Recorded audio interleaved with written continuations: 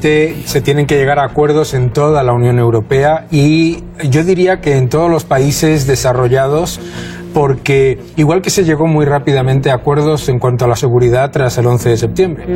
Y yo creo que tiene que ser así, entre otras cosas, porque no te puedes encontrar en una situación en la que un país tenga unas medidas más laxas y otro más estrictas y entonces el segundo cierre el espacio aéreo con el primero y resulta que la descoordinación sea absoluta.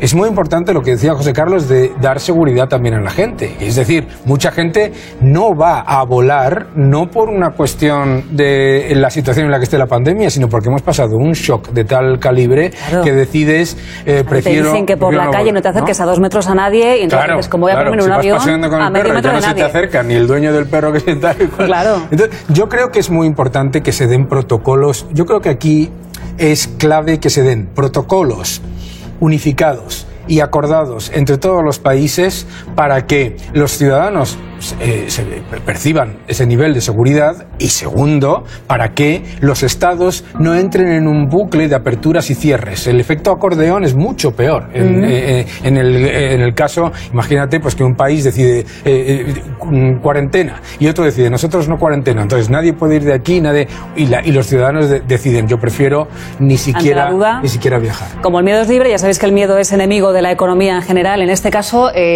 puede que la gente decida efectivamente, como dice Daniel, no viajar. ¿Qué haríamos si hubiera que rescatar algún tipo de aerolínea? ¿Sería posible esto? ¿Quién tiene que decidirlo? ¿Bruselas? ¿El gobierno? Bueno, ya estamos viendo casos en Europa. De momento Bruselas ha dejado bastante flexibilidad, ¿no? Y de momento las 2 aerolíneas españolas, aunque una es de capital británico, Iberia y Air Europa, han dicho que van a seguir con la fusión y que si esa fusión sale no necesitarían ayudas públicas. Lo que están pidiendo es ayudas en Bruselas y en la DGCOM que se apruebe esa fusión. Por lo tanto, si es ese escenario, mejor, porque bueno, con todos los gastos que han descrito en el gobierno, contra menos nos gastemos, porque no vamos a gastar demasiado, ¿eh? O sea que... ¿Hasta qué punto es soportable la presión sobre la deuda pública? ¿Cuánto más se puede ir añadiendo ahí? Bueno, estamos hablando de cifras que el propio Moody's esta mañana estaba hablando de aumentos de la deuda media de la eurozona a más del 100% del Producto Interior Bruto. Recuerda que la media de la eurozona estaba alrededor del 83, más o menos, y un aumento... yo creo que es bastante superior a ese. Por lo tanto, se debe evitar a toda costa los rescates. Los rescates no son una buena medida. Primero, por una sencilla razón.